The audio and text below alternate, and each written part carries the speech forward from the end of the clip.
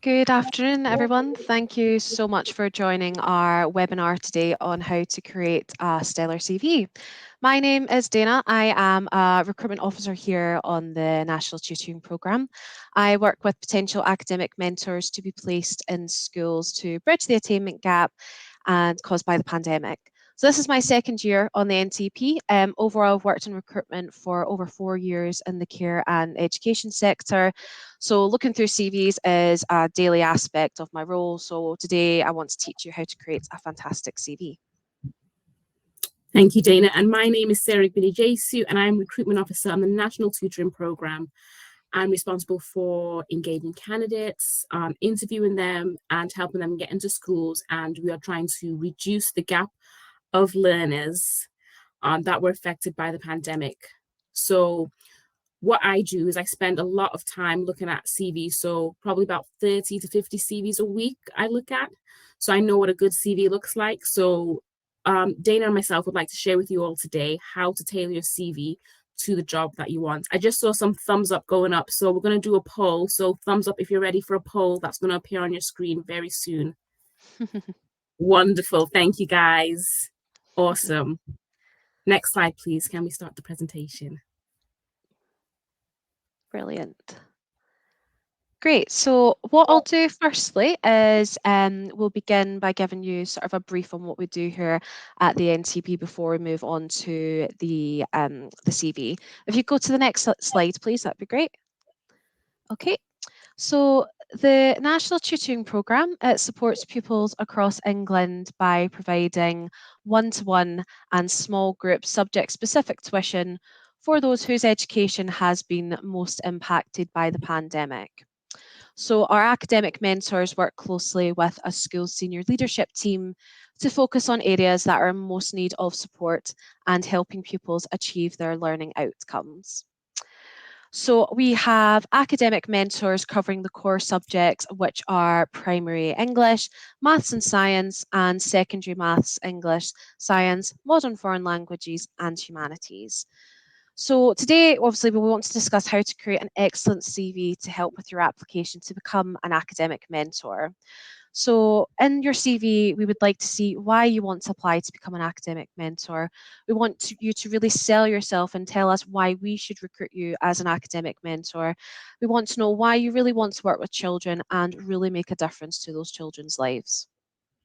Exactly. Thank you, Dana. So what I'm going to talk to you about is what a CV is. So a CV is a written overview of your skills, your experience, your education. Your CV basically summarizes your unique skills, your character, experience and achievements, which should relate to the kind of job that you want. In the current competitive job market, a good impression is very, very crucial. So on the National Tutoring Programme, your CV will be the first point of contact with us and potential employers. So it's essential that you do get it right. So in today's webinar, we're going to talk to you through some simple rules to follow to ensure your CV stands out for the right reasons. Next slide, please. So your CV should be simple and uncluttered. Most employees only spend a few minutes, in some cases 30 seconds, scanning your CV. So it's important that they can clearly see what you are looking for. Firstly, your CV should be no longer than 2 pages. Secondly, it should be subdivided into sections. We recommend a header, personal profile, skills and summary section, work experience section, education, and of course, for any additional information. The CV should include your full name and possible your email address and phone number. But on the NTP and other organizations, you fill out an application beforehand, so we already have your contact details. So when you present us with your CV, having your email address and contact details isn't required when applying to be an academic mentor. We do also have a chat going on, so if you do have any questions, feel free to pop it in the chat. We will be monitoring the chat and answering your questions as we go. Next slide, please, Dana. Great. Thanks, Sarah. Yep, so the first section of your CV should be your personal profile. Now, this is the section where it gives you a chance to really sell yourself and get noticed and make your CV stand out above the rest. So, schools will have a lot of applications to go through, and this is your chance to really let them know why you are right for the role of an academic mentor. You should include information about your personality traits, for example, being enthusiastic, being patient, being trustworthy, or diligent. These are exceptional personality traits of an academic mentor. It's also really important to include any long term goals that you have, especially if you're wanting to progress in a career in education. So, say, for example, you want to become an academic mentor to be more involved with working with children or to jumpstart your teaching career. You should also list other reasons as to why you want to become an academic mentor, such as progressing your teaching career, wanting to make a difference to those children who have been impacted by the pandemic, and really wanting to make a change. So in this section, it's really important to make sure that all information included is relevant to the role you are applying for. So you can include non-school based experiences such as maybe volunteering to show commitment. Schools are looking for a mentor who is committed to supporting pupils throughout the academic year. So ensuring that you have that included in your personal profile just shows that commitment there. You may also have developed patience and good communication skills through other aspects of your either volunteering life, your career. These are also really essential skills of an academic mentor. So it's important to involve and include any relevant information suitable for the academic mentor role. Next slide, please.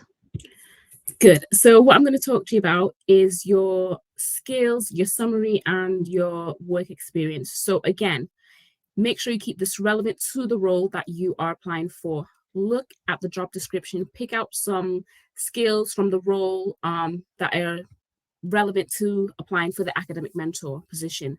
Do not just copy and paste from the job board, as the employer are the ones who wrote and will most likely know if you have copied and pasted. So make sure you list your skills, providing guidance, managing behavior, working with small groups, interventions. Also, if you are fresh out of uni, you can say that you've been working in small groups, which can be related to class projects and group work. So we would want you to keep this section short and sweet, give examples where possible, and again, always make this section relevant to the job that you're applying for. So about your work experience, working backwards chronologically with your current job at the top, provide a brief overview of the dates that you've worked, your employer's name, and job title with a maximum couple of sentences of key responsibilities. If the job is not relevant to the academic mentor role, just put the employer's name, role, dates, and leave a description. So please note, it's very important to ensure that any gaps in your work history are explained. For example, studying, traveling, maternity leave. I've seen a few CVs where there was gaps because during the pandemic, they took time off to work with their families. So it's just so that we can ensure that we adhere to the compliance requirements and we are a safe recruitment checks and any gaps are all accounted for.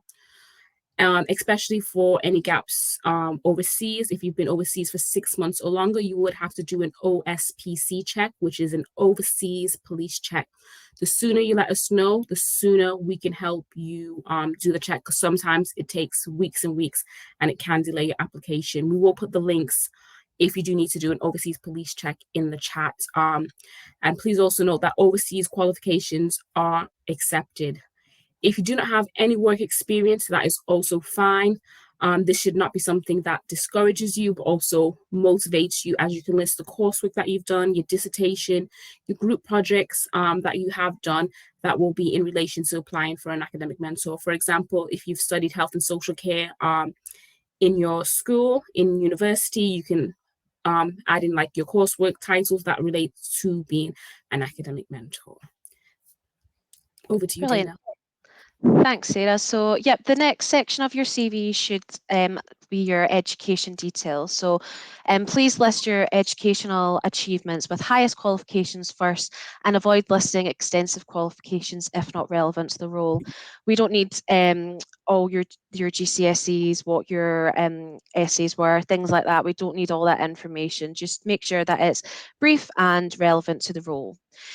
Also in this, if you want to include any work experience or voluntary work if relevant, say for example, you helped with a friend's sibling or a parent's friend's child study for an exam or supported them with their coursework, you can list this down as volunteering experience, which will be valuable to your CV. We do have EXIS and NARC to help with education checking for qualifications. If you do have an education from overseas, it does need to be translated into English. There are services that are able to provide that for you. There is also another section to add to your CV, which is the additional information section. So this isn't compulsory, but you could give a brief overview of any relevant hobbies that are interests if you feel it would help your application. So say for example, in my spare time, I go to my local library and read books to children. And that's a really great example and shows, you're passionate about working with children. If you also maybe, for example, do a writing blog or something like that, it shows your passion for, English and writing, which is relevant to the academic mentor role, as we do love to see that passion for the subject as well. So you can also, again, in this section, list the reasons as to why you want to become an academic mentor, and use this section again to sort of sell yourself if you have missed anything from your personal profile that you do want to add in. Again, it's also really important to make sure to keep this information really relevant. So don't put information such as you like watching reality TV shows or things like that. It's just not relevant to the position. So we want to make sure the information is completely relevant to the role.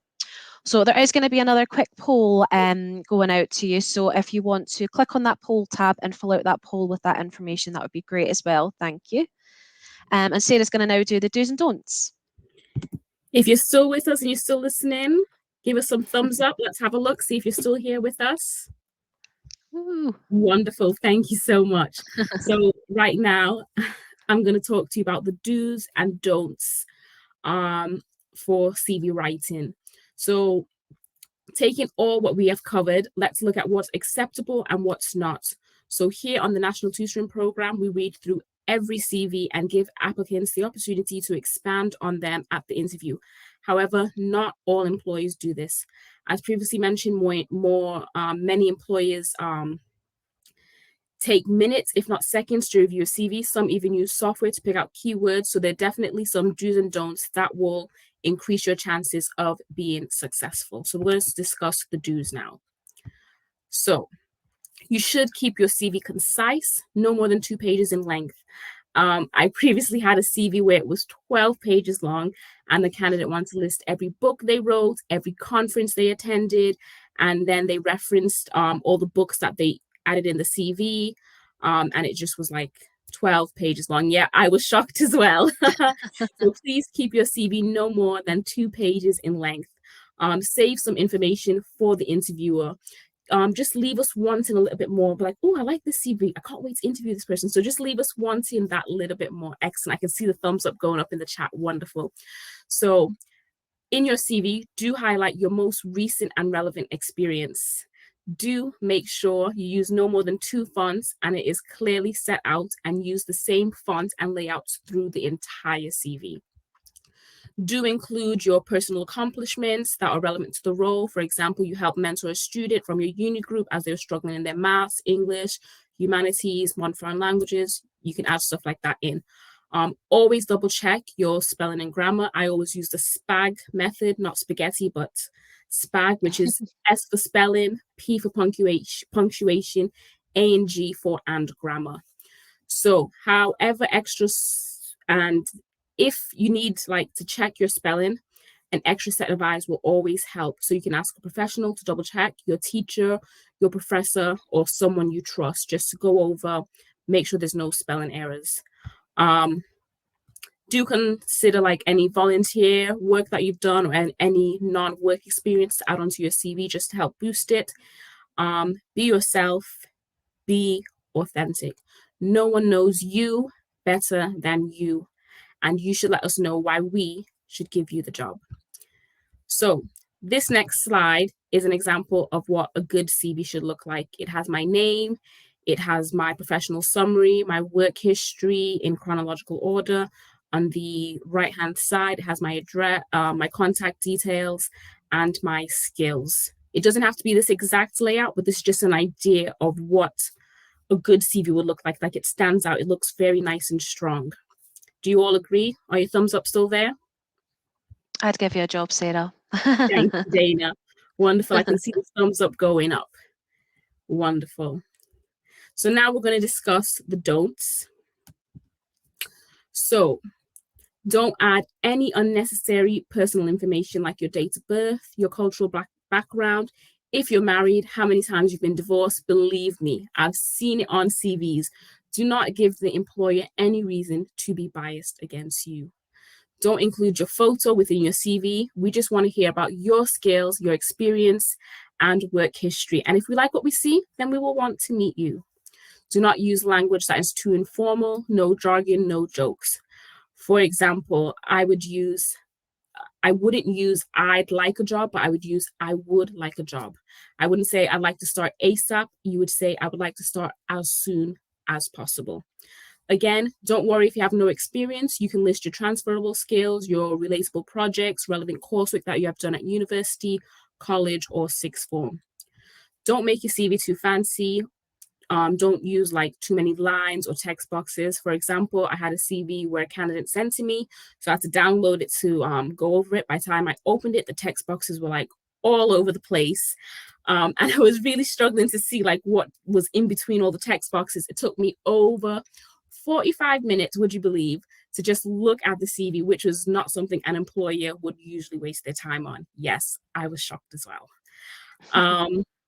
Don't rely on any buzzwords, cliches, jargon. Don't go overboard. For example, I had an aha moment. No, because not everybody would understand that, and it may go over in the employee's head. So don't use cliche words like it was an uphill battle. Better safe than sorry. Don't use stuff like that. Just keep it professional, formal language, and don't include anything confidential. For example, we don't need to know your entire medical history, your sexual orientation, your national insurance number, or your religious beliefs. Don't include references. You can just add a short sentence at the bottom. References will be available on request.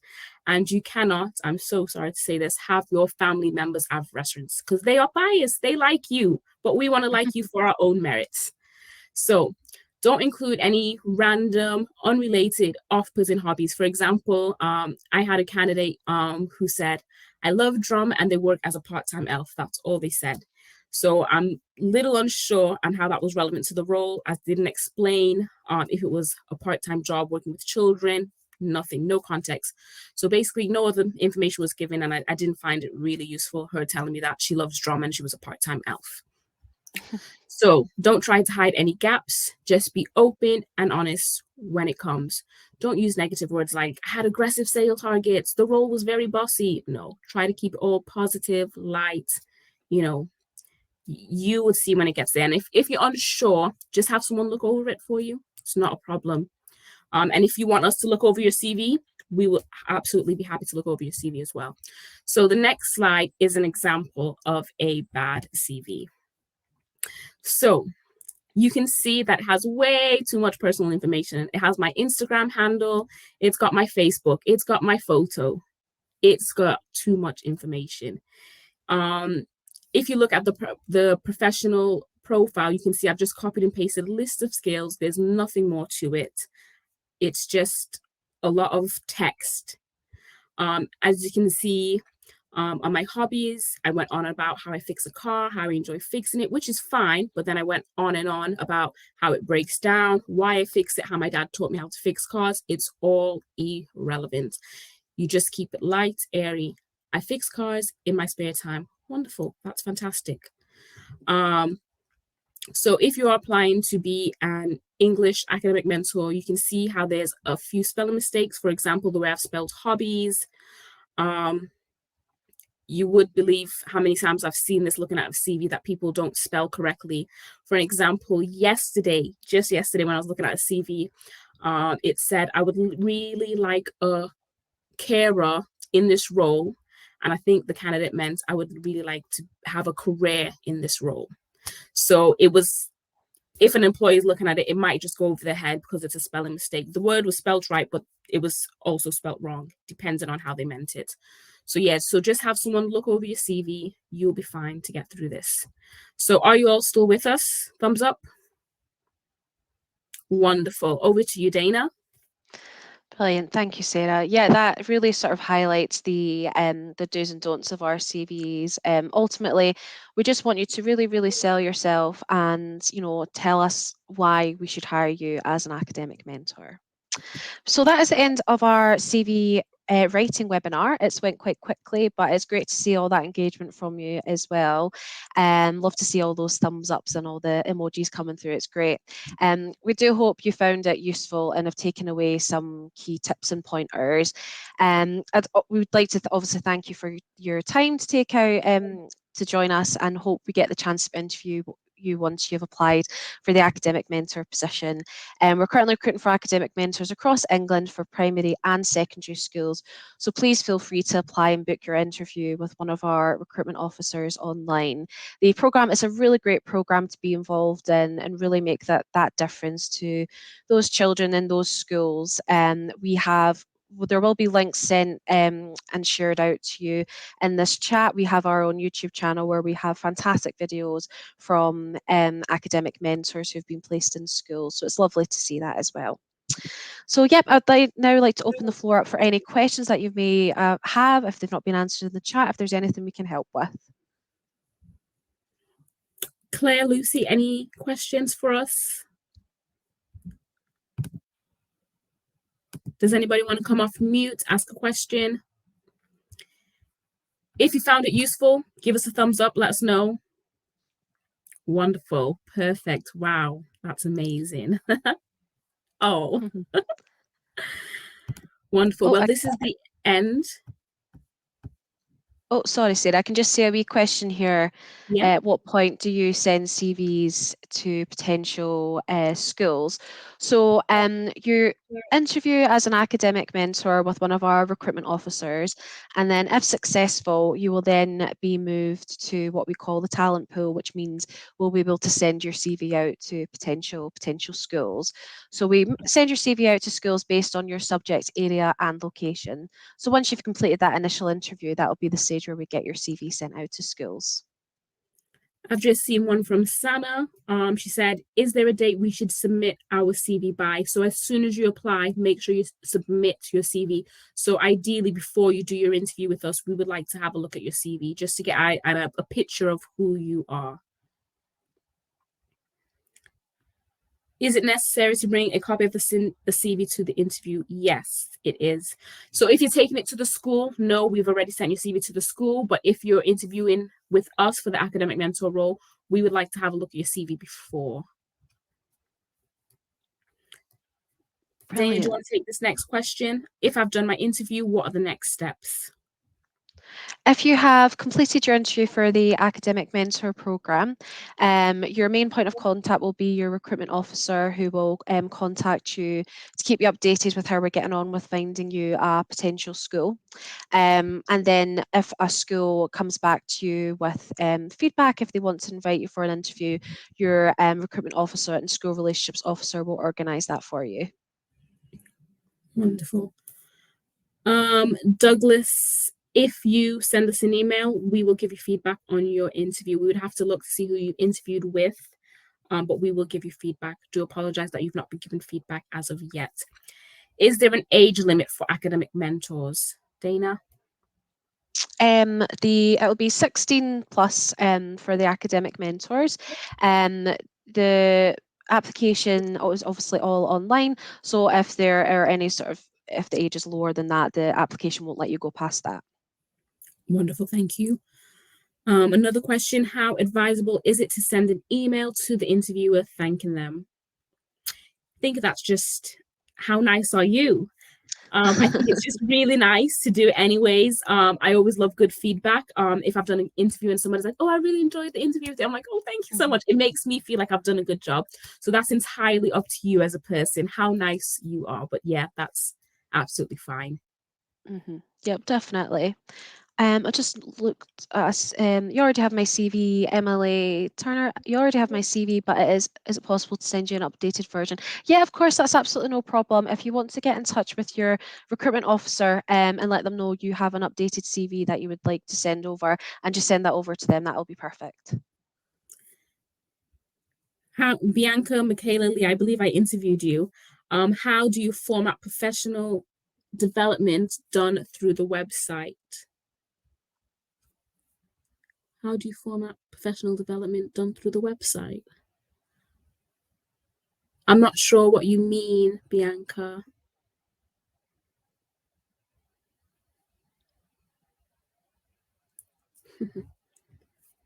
For example, a training course. Oh, so how would you do it? So we do have training courses available. If you are interested in some, I will send you an email on how to do extra training if you're interested. Just I'll ping you an email after this, okay? How do you format it on the CV?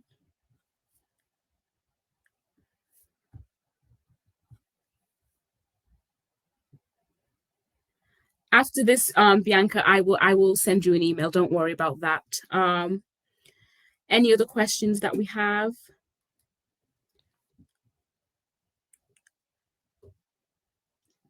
So I think Ken's asked a question, how do I send my CV across? So once you apply, you'll be able to upload your CV to the screening link. So you would receive a screening link and you'll be able to upload your CV. So we're just going to do one more question and then we're going to wrap it up.